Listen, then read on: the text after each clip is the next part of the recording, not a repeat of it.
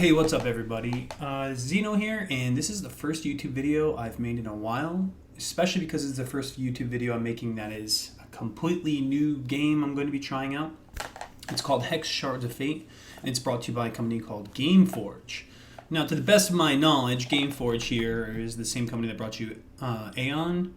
I haven't heard one of these. Orcs Must Die I've heard of. I'm not sure if they bought it out or whatnot. And they have also brought to us Terra. If you ever played Terra, Runes of Magic, and then they have a bunch of the anime-esque type games as well. El Sword, Nosetail. I've never played like most of those, but I've seen them around. Hex, however, is a trading card game. Now, unlike that of maybe Hearthstone and other games like that, Hex, Shards of Fate, first off, the art is probably the best art I've ever seen. Now, this is, I know it might come off as, somewhat biased, considering I just received a sponsorship from Hex or Gameforge to play this game. I just want to let everyone know that the sponsorship I've received is not monetary. They gave me in-game equivalency of maybe that of MTX that you've heard in other games, as well as a couple other things to check out. They gave me the in-game platinum, as well as some gold, which is, so the difference between platinum and gold is gold is the free-to-play way to go through the game. This game can be entirely played free-to-play if you go through the gold. There's a PvE side of the game that you can experience in gold for your champion, and then there's platinum. Man, you know what? As much as I love these games and how beautiful this sounds, holy hell, there are all these settings like always max in every game I've ever played. Like, no disrespect here, Gameforge. Just one of these days, one of these companies is going to come out with a game where the sound is not blaringly loud. Granted, I believe all that it comes at max, and I've already adjusted, but it's still quite loud. Today, I really wanted to show you guys Hex, Shards of Fate. Now, first and foremost, if you guys know me or have subscribed to this channel on YouTube, I want to say that I was a Path of Exile full-time streamer. But due to with some complications in my life, by complications I mean I'm moving on. I've applied to many tech companies. I've applied to 2 of the big 3 tech companies, if you could figure out who those are. I've also applied to other companies in these San Francisco, San Jose area, and I'm trying to move on with my life going from professional streamer. Professional is anyone who makes money. I'm not saying I'm the best. I've just made some money off of streaming. I'm going to go from streaming by getting some partnerships, some sponsorships, as well as working for some of these companies out there. So if you haven't seen any YouTube content from me, it's because I've been working on my life. Sometimes you just got to stop playing video games and check your real life before you do your alternative real life. So if you have followed me in the past, thank you for staying tuned. I told you guys I would make a video. There'll be more to come on what's going on, but because I'm under NDAs, I can't speak fully of what companies have applied to or applied for, as well as I'm going to be playing this game instead, man. My second or longest running subscriber, his name is Pentachills, and he's been playing this game for about as long as I've been playing Path of Exile. If you guys did not know, I chose Path of Exile over a game like Hex when I first started streaming because I believed Path of Exile was going to be the next big great, and it was. And it paved the way for my streaming career. Thank you to anyone who's ever followed me because of that. However, I feel Hex, Shards of Fate is the next TCG that with a lot of investment, time, and money, if it's got a full free-to-play model that anyone can play, and yes, it does have a pay-for-convenience model, which what card game honestly doesn't. Hearthstone, obviously the world's biggest online game. Magic the Gathering, the game we all played as kids, you literally had to buy a booster pack. That is the definition of paying to win the game. This game offers you, there's an online auction house in which you can use both gold and platinum, among many other things. Let's take a look at this game now. Just have to do something real quick.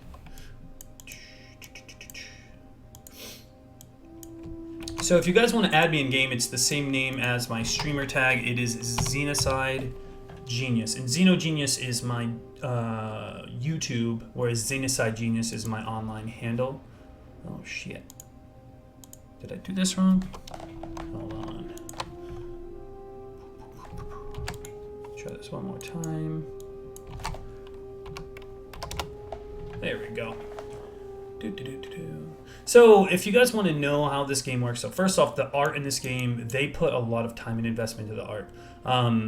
The unlock code, which was sent to me by a guy named Tilo over there at Gameforge, he runs in the marketing department, and to the best of my knowledge, in Germany. I could be wrong, but Tilo was nice enough to hook me up. I was fortunate enough to get this sponsorship pack, and I want to say everything that I have for the sake of YouTube. It's a YouTube terms of service whenever you're sponsored by anything to include monetary, not even something that can be considered to be monetary. You must state what how I am affiliated with it. So Gameforge, in specific, Tilo, the awesome marketing manager over at Hex, he gave me this. It was, and you can always, if you want to know in full detail what it is, you can go to my Twitch channel, twitch.tv/ZenoCideGenius, and type !Hex to see it again. But it is 20 booster packs. It was 5 of each of the 4 series of booster packs they have. They have like 4 different categories. And I also got a primal pack. So they gave me 20 booster packs, 4,000 platinum, 80,000 gold, which I've obviously spent most of. Yesterday with the community, they taught me about re-rolling chests. You get these chests for every booster pack you open, and you have a chance you could re-roll them and get more rare cards. Gold is the free-to-play method, whereas platinum is the throwing down cash method. So the 4,000 platinum is the equivalent of that of $40 USD. So I was given that. Give me 5 draft tournament tickets, which I have no idea how to use those or what they are because I'm such a rookie at this game. And 5 evolved sealed gauntlet tickets. Again, evolving sealed gauntlet tickets. I have no idea what the heck that is. So this is what they have granted me currently. If I play this longer, maybe they'll give me more in the future. But I'm here to advertise this game and learn this game with you guys. So if you've liked other trading card games, Pokemon, Yu-Gi-Oh, hell, I don't even care. If you played a TCG, you want to know a TCG. Let's just go into some of the art that this game has to offer. Now, everything, despite me being sponsored to play this game, I'm not being paid any dollars whatsoever, and my opinions are my own. So when I say I like the art of this game, I fucking mean it, because the art it's gorgeous. And excuse my swearing here if that offends you. I do cuss. But just learning this game through just opening the booster packs was beautiful. I mean, this is a blood card, for example. The Chica Twice, instead of Cockatrice, it's PvE only. There's PvE cards you can play in a campaign against other monsters, and then there's PvP cards which you can only play against other people. So this game is a card game that has a PvE campaign, which some people say it's a little disconjuncted right now because it is fairly difficult. And I'm finding it, yeah, I've died to the computer in like the second act, if you will, and I was like, dang, this is pretty hard. It's some piranha battle. I have to figure out how to do it. But like most TCGs, it's you can see all the cards I have are right here. You can have no more than 4 per deck. There's a bunch of different type of monsters. For instance, the Mushwaki I learned yesterday was really good in a Shinhair deck. Shinhair decks primarily consist of Wild, which is green color, and Blood, which is purple color, and this guy gets +3/+3 for each one consumed. Or you could make a bunch of little 0/1/0/1 plebs all day, like right here. Create 2 battle hoppers and put them into play. It costs 1 freaking mana. Hell yeah, efficiency, right? Well, here's a battle hopper. It's a 0/1. So you could consume 2 0/1s and get +3/+3 for each one consumed. And I was like, oh man, you can make some really interesting decks around this card and the Shinhair and all sorts of cool things like that. So that was the first campaign I took part in. And like I said, the art in this game is beautiful and gets more and more beautiful. The Keeper of the Wounded Petal. Like, look at the art on this card. Shifu. And I'm learning that from my wife, who's ironically enough sleeping behind me right now, or trying to. Anyways, so this game, it takes a modern day, play on words of some ancient Chinese, culture, and makes it the good bunnies versus the bad bunnies. It's brilliant freaking lore, and you actually learn the lore when you play the campaign of this game. So for instance, if we could type in Shinhair, which is the bunnies of this game, you can make bunny decks. There's bad ones and good ones, so like the bad evil bunny. And then of course, there's the true neutral bunny, the one that pertains to both, like both green and purple. Understands there's good and bad within their kind. And there's some more green. The concu bunny, you exhaust, you tap this card, it costs 1 mana, and you basically make her mate with another bunny, any bunny, and when she does, she gets a battle hopper. She's a 0/1 that makes other 0/1s. But you can mate with the battle hoppers to make more battle hoppers, and these guys you could just use to defend or boost up with different cards. They may be a 0/1, but you have different cards in your deck that could really jack them up and make them do like a lot of good damage. Let's see what we have. Like, look at this guy. Create 2 battle hoppers and put them into play, then deal 1 damage to the target troop for each Shinhair you control. So it's like you're feeding the young ones. Like, look at all the little bunnies. It's like, it's so demonic and amazing, but at the same time you'll have good cards in here, like, where is it? Where's like one of the buff cards I have? Should be in here somewhere. I was just messing around, learning how to make a deck. Clearly I have too many cards. What is this one? Other Shin Heroes you control get +1/+1. It's a commander. You know, you drop 2 of these and suddenly your whole fleet of them are nuts. Or evolve. Each troop you control gets +1/+1 permanently. It's really genius card game. From my experiences, I've noticed that this game does favor the defender more so than it does the attacker. I have Mini K and Sebi here, which are cat names. This is Evelyn's cat, and this is my cat, or Pox's cat. And let's say hypothetically I wanted to play a new, or heck, I'll even show you the Shin Hair, excuse me. The Shin Hair deck I was working on. This is the PvE combat in the game. Now, most people don't want to play a card game because they're not very competitive. Well, some people want to play a good card game because they are competitive. You can do both in this game. This is the PvE world. For instance, just like, imagine that of Mario 3, this area right here, I could travel here and you get a free card. Where you can do battles over and over again. When I was here, I got a card. I got a free card, a PvE card, by entering the forest. So think of this like Mario 3, right here I end up getting a card. Well, can I go back to previous ones? Is there anything going on at the previous locations? Alright, so I've already read my fortune. Maybe I can go here and complete this. Explore. Oh, I could battle the Chica twice. Well, that's what this guy does. It's a cockatrice that makes the Chica twice. It's not a cockatrice, it's a cocka-twice. Like, it's just a funny meme. For instance, there's dinosaurs, and there's like a Rechosaurus or a Tyrannosaurus Hex, and they're green. You can make dinosaur decks. Remember in Magic, you can make worm decks. In this game, it's dinosaurs. So let's do a quick gameplay and see how this works. So first off, I haven't even started this game. I won the coin flip. I could go first or second. If I go second, I get an extra card. If I go first, I don't. So I'm going to choose to go first. This guy only has 12 HP, I have 25. And I'm playing a cleric. Basically, everyone has a hero power. And every time you play an energy type card from maybe that of Pokemon, or in this game they call it charge. Whenever you create charges, your resources, your mana, you get points towards your hero power. All I need is 2, and I can use it at any point in time during my play. And then I also have a hidden passive 25% chance when I play a Shin Hair to create the 0/1 Battle Hopper and put into play. So I could just mass just by RNG. This guy's power is Dying Cry. When a beast dies, deal 1 damage to each champion. So this guy can hurt me and himself. So I can use this to my advantage by lowering their HP. So I haven't even started the game, and there's already a min-max involved in the game. There's so much min-max. I'll choose to go first. And the art in this game is freaking incredible. So they give you the option to either replace your hand or keep your hand. If you decide to keep it, you get all the cards. If you replace it, you get 1 less, and you can shuffle everything back in. And you have to shuffle everything back in. If you want to see how to look at the card further, you just right-click it and you can read it. So I can use this once. It costs 5 mana. Troops I control get +2/+0. So all those little pleb bunnies just suddenly become a terror. So it's a 3 mana card. It's a 2/2. You can basically, the Shin Hairs are all about strength in numbers. Strength in numbers. This is just a 1/2 1 mana card. It's freaking awesome. So this is the card I'm going to open up with. Or I could open up with this one. When a Shin Hair enters your hand, this gets +1/+1. So I could play this and you just start drawing Shin Hair. So maybe I'll open up with this. So let's do that. First, I need to play my energy, and then right here, not energy, it's called Shards. Hex, Shards of Fate, you play Shards. So I have Blood and Wild Shards in my deck, and I just got 1 Wild, and I have 1 mana. So for this right here, I'll need 1 Wild minimum, and it costs 1 mana, so I need at least just 1 Wild. For instances, when I were to look at other things like this guy right here, you need 2 of the mana to be Wild as a threshold, but it costs 3 of any type of mana. Now, this consumes 3 mana for the turn, but you get that back the next turn, and all you have to do is have it require it. You don't consume them, you don't use them up permanently, you just have to have them. And once you have them, you have them forever, unless there's a card that removes them, which I have not yet experienced. So let's play this Keeper of the Wounded Petal, Shifu, as I said earlier.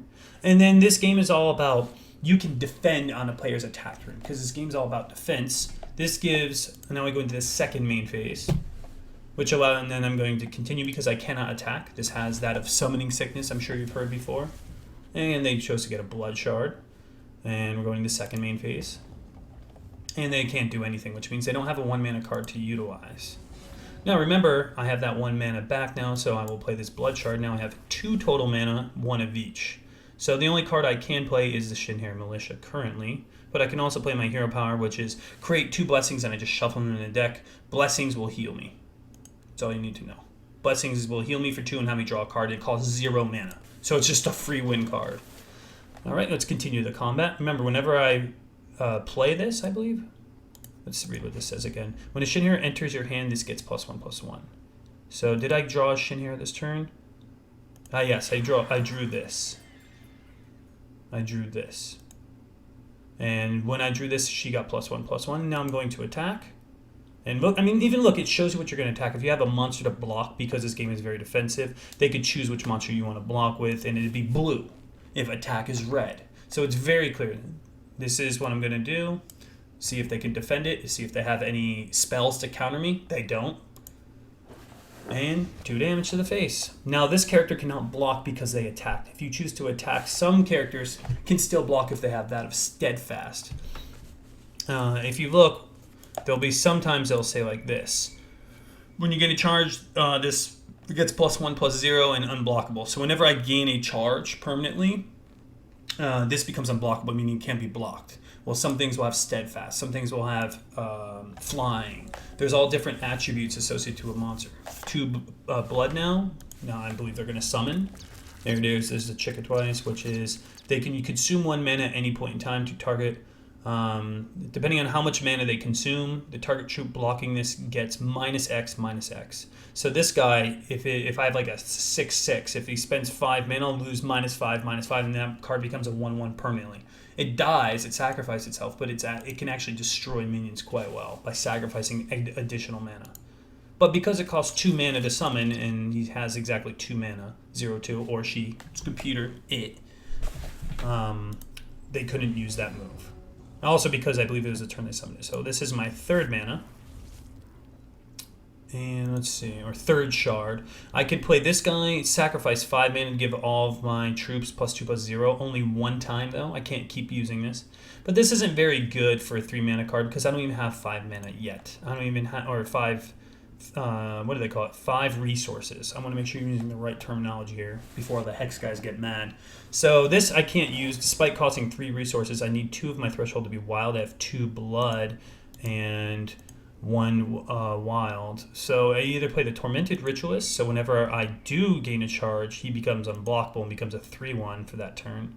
I will do that. And when I played this, I made a Battle Hopper because of my passive. Continue to combat. Alright, so now I can choose to attack, and this guy could choose to block. So if he blocks this one, then she dies. So I'm only going to choose this, because if I attack with this, if he chooses to block it, he sacrifices this, and that's complete value, because it may kill me, but I could kill it. If I choose to attack this, this won't get buffed anymore. He'll block this, and it'll die because he deals 3 damage. So I'm only going to choose to attack with this guy here. That means this guy can block if I need to later. See if they want to defend. Because this is a defense game, even on attack, you or the opponent can always defend. This is a defender-based game, which is great because I play tanks in every game I play. So if you have the hive mind of defense, you can actually do quite well in this game. So they chose not to block with this, which means they're going to be on the assault. Continue to end phase. Another blood shard, so they're 3 of 3, which means it can do this and make me lose 1/1 if they choose to. And you're using their hero power, I believe it's called. Deadliest Hatch. They consumed all 3 of their mana, create a Chickatwice, and put it into play. So, granted, Chickatwices normally cost 2 mana. If they don't have the card in their hand, they could choose to create one for the cost of 1 blood, 3 mana. And that's exactly what they did.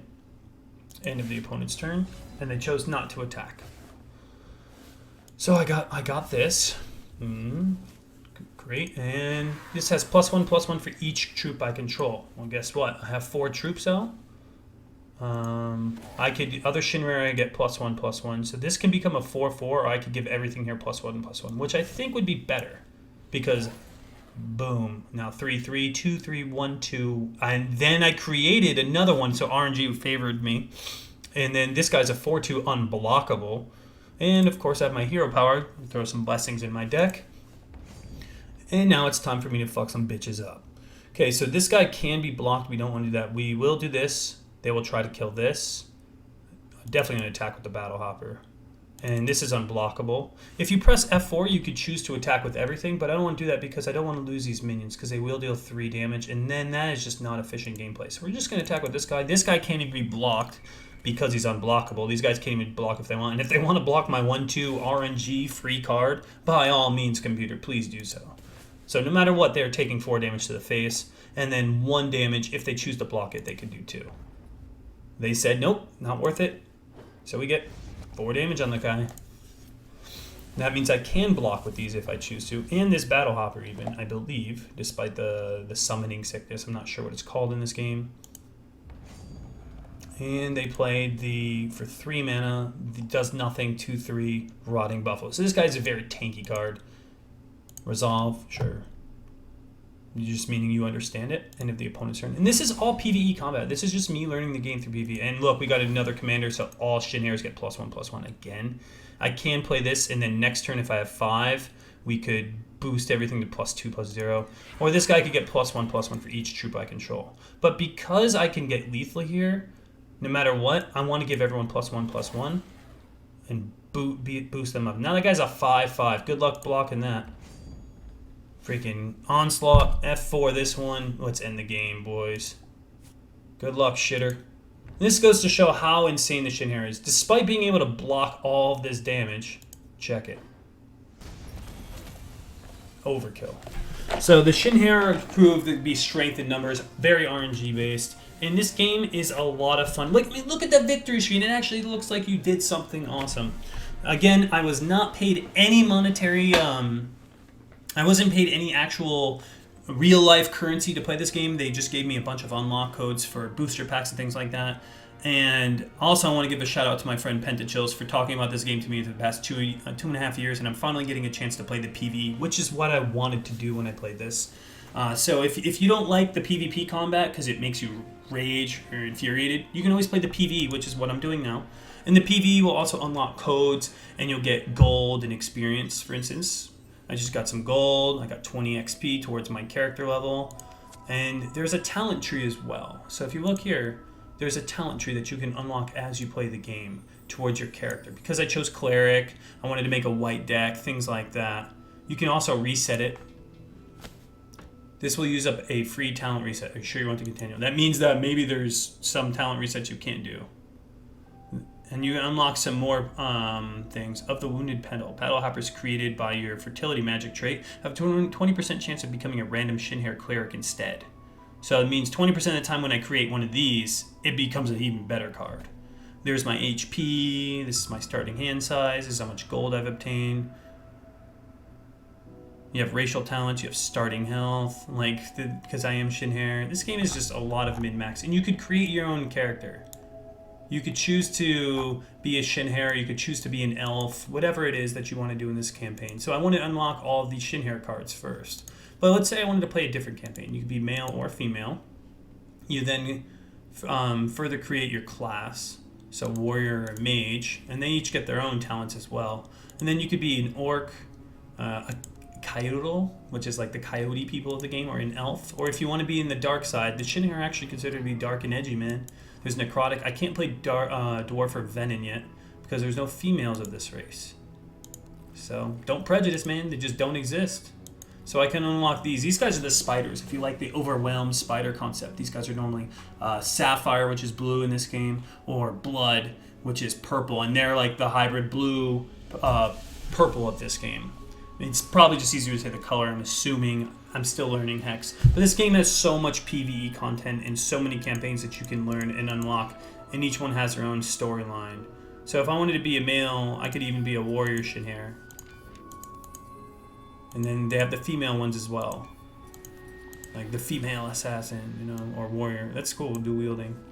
There's the cleric and there's the mage. So there's so many multiple storylines of characters and champions you can create. They each have their own special hidden passives. To the best of my knowledge, this is the way you can obtain gold in the game. I'm not sure if you can during PvP because I have yet to experience it. So right now I just want to unlock all the PvE cards and get to understand the game through PvE so that way I can PvP with it rather than just blindly going into PvP and screwing myself up. I did already open up some booster packs because I wanted to see the excitement of the game. It was given to me for free to stream the game, and I hyped it up yesterday on stream, and I have been streaming this. Today I plan on doing a full day stream as well. And if you guys want to come by, you can go to twitch.tv/ZenocideGenius and expect some more videos on my YouTube as well. I'm just not an expert at this game, and it's going to take me a while to even consider to be an expert at it. I hope you enjoyed this video. If you liked it, don't forget to like and subscribe, and give me your honest feedback and comments. Again, I'm not quitting Path of Exile. I just want to play something else for a change. I've been playing Path of Exile consistently for 2.5 years on stream, off stream for 3.5 years. I've been streaming since January 2014, and it's been nearly 3 years. It's time for me to try and play other games. Most people out there get to take a break from a game and go play another one. I didn't. So I'm taking a break. Actually, I'm playing another game I want to play for the sake of wanting to play it, and I happen to get a sponsorship without any monetary value, just in-game MTX codes. So thank you again, Teal, over at Hex and Gameforge. And I was quickly corrected. It's Gameforge, Gameforge, all one word, capital G. So if you guys want to see where you can find this, there will be a link down below. You can click that. And whenever you click that link, it's, I believe, to the best of my knowledge, attached to my special stream code. So if you download the game from that, it will be this standalone client. If you like everything all in one same platform, you can find this game on Steam. Just type Hex Shards of Fate. And last thing, if you are coming from Path of Exile, thank you very much. If you didn't know, there is a divination card created by Pentachills, my good friend who streams this game professionally, and it's called the Shard of Fate. It gives the Vivid Jewel. So it's a pretty cool wombo combo, hybridity, man. I'm not even sure if that's a word, between the two games. I hope you're enjoying this content, and hope if you want to see some more of the game Hex, by all means stop by my stream or my YouTube channel for more. And I'm going to keep playing Sevi, man. That's my other cat. It's the new cat in my life. Cheers, I'm out. See you next time.